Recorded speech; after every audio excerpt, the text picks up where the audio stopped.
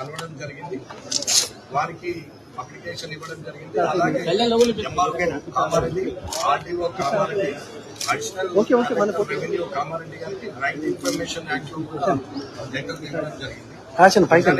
నిగ్గుదేర్చాలని చెప్పాము. నా దగ్గర డాక్యుమెంట్స్ ఎవ్రీ ఫైల్ ఉంది, కానీ నేను ఇస్తే అథెంటిక్ కాదు కాబట్టి కలెక్టర్ గారు, ఎంఆర్ఓ గారు, ఆర్టీఓ గారు సమాచార హక్కు చట్టం కింద డాక్యుమెంటేషన్ క్లియర్ చేసి ఇస్తే అది నిజమనేది తెలుస్తుంది. కాబట్టి ఈ ఇష్యూకి మేమేం తప్పు చేయలేదు, మా నాన్నగారు ఏం తప్పు చేయలేదు అనేది ప్రజలందరికీ తెలవాలని చెప్పేసి రైట్ ఇన్ఫర్మేషన్ యాక్ట్ లో ఇవ్వడం జరిగింది. అలాగే కలెక్టర్ గారికి పర్సనల్ ఇవ్వడం జరిగింది. కలెక్టర్ గారితో చెప్పాం, ఏది నిజం, ఏదైతే నిజమో అదే చెప్పండి. నేనేం దాన్ని మొదలుపెట్టలేదు. నిజాయితీ ఉన్నవాడికి భయమే లేదు, కాబట్టి ఎక్కడ తప్పు చేయలేదు, మనకు భయము లేదు. కాబట్టి ప్రభుత్వం వాళ్ళదే, అధికారులు వాళ్ళే, వారే ప్రభుత్వంలో ప్రభుత్వ సలహాదారుగా ఉన్నారు. 2 నిమిషాల్లో డాక్యుమెంటేషన్ అంతా తీసుకురావచ్చు. కానీ నచ్చేందుకు ఎందుకు గొడవ చేయాలి? రాజకీయ లబ్ధి కోసం చేస్తున్నటువంటి వ్యక్తే కానీ ఎన్నడూ కూడా ఇప్పటి వరకు చేసినటువంటి డాక్యుమెంటేషన్ క్లియర్ చేయాల్సిన బాధ్యత అప్పుడు 2004 నుంచి 2009 దాకా మంత్రిగా ఉన్నారు. మరి అప్పుడు చెప్పవచ్చు కదా, అప్పుడు చేయలేదు. ఇవాళ ప్రభుత్వ సలహాదారుగా ఉన్నారు. మరి ఇప్పుడు కూడా ముఖ్యమంత్రి రేవంత్ రెడ్డి గారు ఉన్నారు. ఆయన ద్వారానైనా వీరు అనుకుంటే 2 నిమిషాలు డాక్యుమెంట్స్ అన్ని పట్టుకొని రేపటి వరకు సీఎం ఒక రండి అంటే 2 నిమిషాల్లో డాక్యుమెంట్స్ అన్ని హైదరాబాద్ లో. ఎందుకు చేయట్లేదు? ఇది మీరు అందరు పాత్రికేయులందరూ కూడా ఆలోచించారు, ప్రజలందరూ కూడా ఇది ఎందుకు చేయట్లేదు? అధికారం మీ దగ్గర ఉంది, అధికారులు మీ వాళ్ళే, మీరు చేయొచ్చు, మరి ఎందుకు చేయట్లేదు అనేది ఆలోచించారు. కాబట్టి ఇవాళ కూడా చెప్తారు, ఇదానికి ఖచ్చితంగా ముగింపు పలుకుతాం. 30 రోజుల లోపల వారు ఇవ్వాలి. వారంలో ఇవ్వచ్చు, 10 రోజులు ఇవ్వచ్చు, 30 రోజుల్లో ఇవ్వాలి. ఇవ్వకపోతే అప్లేట్ అథారిటీ ఉంటుంది, అప్లేట్ అథారిటీ కూడా వెళ్తాం. అది కూడా కాకపోతే ఇన్ఫర్మేషన్ చేసి గవర్నమెంట్ కోర్ట్ ఆర్డర్ ద్వారా కూడా ఇవన్నీ కూడా డాక్యుమెంట్స్ కలెక్టర్ గారి ద్వారా తెచ్చేస్తాం. కానీ కలెక్టర్ గారు పాజిటివ్ గా స్పందించారు, చెప్పారు ఏది రికార్డు ఉంటుందో ఆ రికార్డు ఖచ్చితంగా ఇచ్చేస్తామంటే అట్లా ఏం లేదు, ఇబ్బంది పెట్టాలనే ఆలోచన 100% ఏది ఉంటే ఇవ్వమంటున్నారు, ఏది ఉంటే అది ఇచ్చేస్తామని. అలొకేషన్ 263.5 ఎకరాల్లో 1964 నుంచి ఈ రోజు వరకు 263.5 ఎకరాల్లో ఏ దానికి ఎంత అలొకేషన్ చేశారు, ఎప్పుడెప్పుడు చేశారు, ఏ సర్వే నెంబర్లో ఎంత ఎక్స్టెండ్ చేశారు, ప్రజా ప్రయోజనాల కోసమైందా లేకపోతే స్వార్థ ప్రయోజనాల కోసమైందా, దాన్ని నిగ్గుదేర్చండి అని చెప్పారు. కాబట్టి ఇవాళ ఉన్న కామారెడ్డి ఎడ్యుకేషన్ సొసైటీ భూములు, కామారెడ్డిలో మెడికల్ కాలేజ్ కానీ, కామారెడ్డిలో ఇండస్ట్రియల్ ఏరియా కానీ, ఎఫ్సిఏ కానీ, ఇలా నంబర్ ఆఫ్ ఇన్స్టిట్యూషన్స్ అక్కడ వచ్చినాయి. ఇవాళ ఆ భూమే కలెక్ట్ చేయకుంటే కామారెడ్డిలో ఏముంటుండే, ఇది అర్థం చేసుకోవాలి. 2004 నుంచి 2009 వరకు ఉన్నటువంటి వైఎస్ఆర్ గారు ముఖ్యమంత్రిగా ఉన్నప్పుడు తెలంగాణ యూనివర్సిటీ కామారెడ్డిలో తీసుకొచ్చే దమ్ము తెలివి లేదు. అది కొత్తగా డిచ్పల్లిలో పెట్టాల్సిన పరిస్థితి వచ్చింది. ఇక్కడ ఆల్రెడీ ఎస్టాబ్లిష్మెంట్ ఉంది, అదే యూనివర్సిటీని ఇక్కడ పెట్టవచ్చు కదా, భూములు ఉన్నాయి, బిల్డింగ్లు ఉన్నాయి. మరి ఇక్కడ పెడితే తక్కువ ఖర్చులో ప్రభుత్వంకు ఖర్చు తక్కువ, ప్రజల మీద భారం పడకుండా ఉంటుంది కదా. కానీ అది చేయలేదు. ఎందుకు?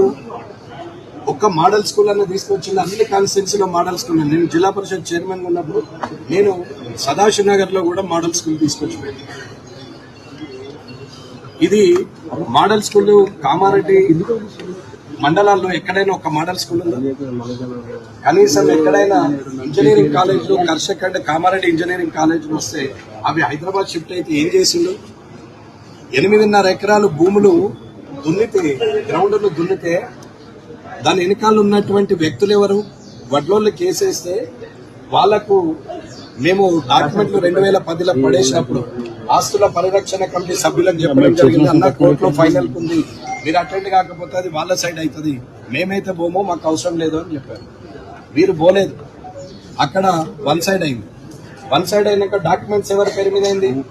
వీళ్ళ ఎన్నిక రాజకీయ నాయకులు ఏంది? ముస్తాబాదోడు మన బాదుకున్నాడు నిజామాబాద్ వచ్చి కామారెడ్డిలో అడ్డ పెడుతున్నాడు. కామారెడ్డి వల్ల రాజకీయ నాయకులు అండదండ లేనిదే జరుగుతుందా? ఇవన్నీ ఆలోచించాలి అందరూ. కాబట్టి ఈరోజు కలెక్టర్ గారు సానుకూలంగా స్పందించారు. వారం 10 రోజుల లోపల డీటెయిల్స్ అన్ని ఇస్తామని చెప్పారు. కాబట్టి ఆయన మీద నాకు నమ్మకం ఉంది. కలెక్టర్గా ఆయన తీసుకునే చర్యలు రేపు పొద్దున ఇచ్చే ఇన్ఫర్మేషన్ బట్టి ఉంటుంది. అలాగే సిమిలర్గా కూడా సమాచార హక్కు చట్టం కింద MRO Kamareddy, RDO Kamareddy, additional collector revenue Kamareddy వాళ్ళకు కూడా నేను సమాచార హక్కు చట్టం కింద పెట్టాను. అది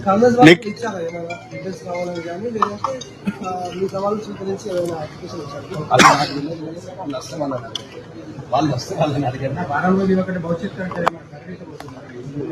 next plan sir, next plan భవిష్యత్ కార్యాచరణ ఇదేమన్నా ప్రజలకు ఉపయోగపడే పని అన్న మంచి మనిషిని పనిని పెట్టుకుని వాడు రాజకీయం చేస్తున్నారు, నేను రాజకీయం చేస్తాను అంటే మీ మీద ఆరోపణలు చేశారు కదా. నా మీద ఆరోపణలు కావాలి. ఆరోపణలు ఇప్పుడు సన్మానాలని నిజ నిజాలు నిగ్గు తెల్చాలని కలెక్టర్. తప్పు చేసినోడు ఆర్టీఐ కింద పెట్టాడు, అవతలోడు ఆర్టీఐ కింద పెడితే వీడు ఆపుతాడు. అర్థమైందా? తప్పు చేసినోడు ఆర్టీఐ కింద పెట్టాడు. ఒకవేళ తప్పు చేసినోడు ఎవడన్నా ఎదుటోడు ఆర్టీఐ కింద పెట్టినా ఆపుకుంటాడు. కానీ నేనే తప్పు చేసినాను అంటారు కాబట్టి నేనే ఆర్టీఐ కింద పెట్టినా. ఇంతకన్నా సాక్ష్యం ఎప్పటిలాగా దానికి ఒక రూల్స్ అండ్ రెగ్యులేషన్ ఉంటాయి. 30 రోజుల లోపల ఇవ్వాలి. మాక్సిమం 30 రోజులు, వారం ఇవ్వచ్చు, 10 రోజులు ఇవ్వచ్చు, 30 days. మళ్ళీ ఆ రికార్డ్స్ తోటి మీడియా ముందు వస్తారు సార్. ఎందుకు కలెక్టర్ ఆర్డీఓ వాళ్ళు ఏం చేస్తారు, వాళ్ళే చూపెడతారు కదా. అన్యక్రాంతం ఏం కాలేదు, ప్రతిదీ కూడా ఒక్క గజం కూడా ఏం కాలేదు, అన్ని కూడా అలొకేషన్ అయిందని లెటర్ తో సహా మీకు ప్రెస్ నోట్ రిలీజ్ చేస్తారు. అంటే క్యాంప్ ఆఫీస్ మీద దాడి జరిగింది అనేది వస్తున్నారు. పోలీసులు ఎక్కడికక్కడ నాకాబందీ పెట్టి 2-3 రోజులు నుంచి ఆపుతున్నారు. ఎన్ని రోజులు ఆపినా ఎన్ని రోజులు ఆపుతారు, ఎన్ని కేసులు చేస్తారు. ఒక 6 రోజులు లిఫ్ట్ చేసారు బీజేపీ కార్యకర్తలు. మరి వెంకటరమణారెడ్డి గారినేమో రిక్వెస్ట్ చేసి ల్యాండ్ ఆర్డర్ ప్రాబ్లం ఉంది, బాన్సాడది కొంచెం కోఆపరేట్ చేయండి అని అంటే, నేను ఆలోచన చేసి ల్యాండ్ ఆర్డర్ ఉంది కదా అని చెప్పి బయటకు వస్తా అంటే వద్దని నన్ను ఆపేసి, మరి వాళ్ళందరినీ ఎందుకు వదిలేదు? కుక్కలన్నీ రోడ్డు మీద ఎందుకు వదిలేరు? వాటిని అరెస్ట్ చేయొచ్చు కదా. అంటే పోలీసులు ఏం చేస్తున్నారు అనేది అర్థం చేసుకోవాలి. ప్రాణభయం నాకు కాదు, వాళ్ళకు ఉంటుంది కదా. ప్రాణభయం అనేది వాళ్ళకు చూపెడతారు.